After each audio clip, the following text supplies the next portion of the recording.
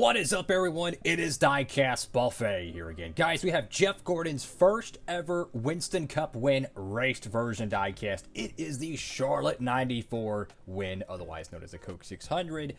Amazing looking diecast. Let's go ahead and hop to the diecast review. Alright, fellas, brand new out of the diecast box, and what a fantastic, and I mean absolutely fantastic looking piece here. This is going to be a must get for so many Jeff Gordon fans. It's his first ever raced win. It's the Lumina, just got all the detail to it, the rainbow Dupont paint scheme. There's just so much awesomeness with this car. And to my knowledge, I don't know if they've ever made this one before. I think they did, but they actually screwed it up with the wheels. I remember they made a Jeff Gordon win. I don't know if it was his Indy win or if it was his Charlotte win, but they made it with chrome numbers. I don't know, or wheels rather. I don't know why, but they goofed it up, I think. Could be tripping on that. But as far as I'm concerned, this is the most advanced version of it. Beautiful job. Lionel just knocked it out of the park with this paint scheme. If you haven't picked it up, what are you doing? Tap in. They have it over there at the time of this video, over there at Circle B. Get yours today.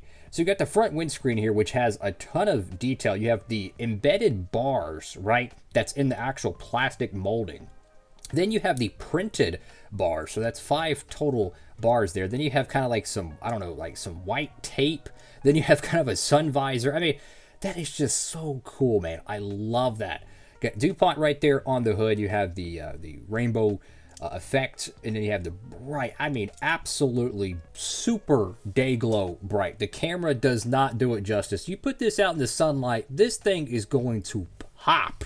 And then you have that metallic, I think they called it mica blue. I think that's what they called the Jeff Gordon Dupont blue, is mica blue. I could be tripping on that.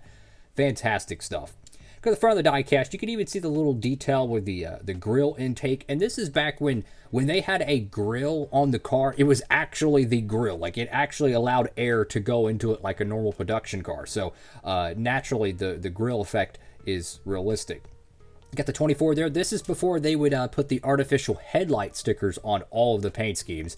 Then you have kind of some lower valence tape. The front ends on these Luminas are pretty symmetrical, right? They're pretty boxy, but that's just the way the car styles were. You have about 1 million contingencies here. I mean, I'm not kidding you. There's like 1 million of them. Go to the left side of the diecast. They did use the high-quality Goodyear prints that they've done for numerous NASCAR Classics diecast. They've used these for like the Jimmy Johnson 2001 car. They've used these, oh my goodness, probably for, yeah, the early 2000s Jeff Gordon cars, like the Richmond win, Bristol 02, X, Y, and Z. There is 2 little bullet holes right there, so that's always nice. In terms of the logistics and how this was manufactured, the blue, believe it or not, is actually a decal wrap.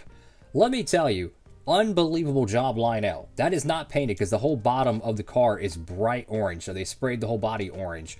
And then they put the metallic blue decal wrap, which is why there's a couple bubbles there. But in terms of logistics, 10 out of 10. I mean, that is such a great job right there. Bright, beautiful. Got Goodyear there. Got so many contingencies. I mean, it would take me probably 8 minutes to mention all the contingencies here. You have the old school Cup Series logo. We got Gatorade, Dupont there, the old school Goodyear blimp. I mean, just you could just smell the Winston Cup nostalgia with this paint scheme.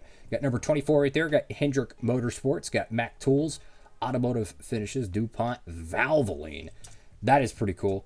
Maybe that's why they waited to do this paint scheme, because I can see the Coca-Cola 600 logo there.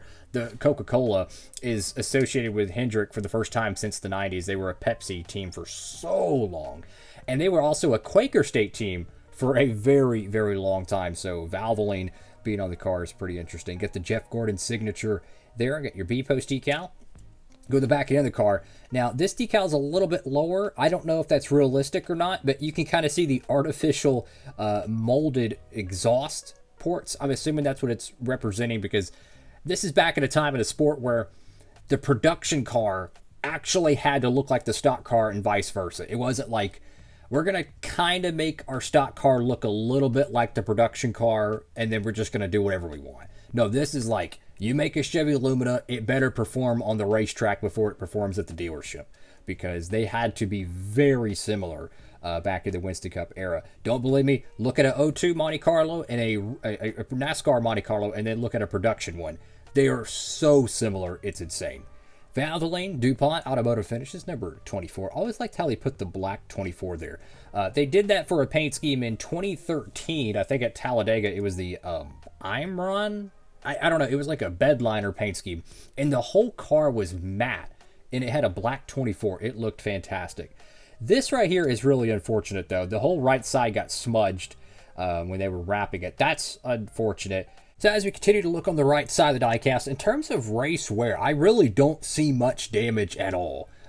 Not really much going on in terms of race wear. So if you had a stop motion series, you could probably use this car if you wanted to. But I mean, they've made, the plain 94 era Jeff Gordon paint schemes from like, oh my goodness, probably Revell, Racing Champions, Action, all the other brands, because they made some originally, I think, in 94, and I think they kind of went back like in the late 90s and remade them, and then I think they remade them in the 2010s as well, so there's plenty of them to choose from. Go to the top of the car, you have that iconic 24 on the roof. Love that blue metallic wrap. Then over to the deck lid. Now, this is going to be more of the talking point of this paint scheme and why it's going to bug some people. So, originally, the car had Kyle Busch's sponsor, Snickers, on the deck lid, right? Well, they are not with Hendrick. They left the sport years ago. So, naturally, they kind of made it into a commemorative one. I don't know if you can remove this decal. And the reason why I say that is because it's fluorescent underneath it. If you try to remove the decal, it could destroy the paint. But if you're creative enough, you could probably find a large enough Snickers decal to cover it. Congratulations, now you have a more of an accurate one. But in all honesty, they've made some of these Jeff Gordon paint schemes, and they're missing a good bit of logos. Let's just be honest. This one is probably one of the most complete ones in my opinion, because the deck lid can be fixed very easily. I think there's one, maybe two decals missing here. I could be tripping. There's probably one or two contingencies missing here, maybe a B-post decal. But for the most part, you could easily spruce this car up and make it to however your liking is. Fantastic car. Even if you left it stock, I mean, just look at this paint scheme, man. I'm telling you, the paint is so bright on this car. You put it in sunlight, it is going to pop. One of the best looking stock cars in history, no doubt. And if you have the 93 Earnhardt win, putting both of these cars next to each other is going to look so cool, man. Thank you all for watching. Have a blessed one, everybody. Make sure to like, comment, and subscribe. Pick up your copy today. This is in the NASCAR Classics line. We're probably going to see this in the Winner Circle line. But if you're a collector and you're really more, you're more of a fan of the Gold Series style boxes, I wouldn't be surprised this one sells out. I would not be surprised. It's a very unique mold. The other Jeff Gordon 2000s ones, some of them didn't sell as fast. This one, I think, might sell pretty quick. It's his first win. It's Charlotte, 94. There'll probably be a Winter Circle All-Phoenix release, but you never know. Don't miss out. That's all for now. Diecastbuffet. Oh, here's the bottom of the card. Diecastbuffet. Signing off.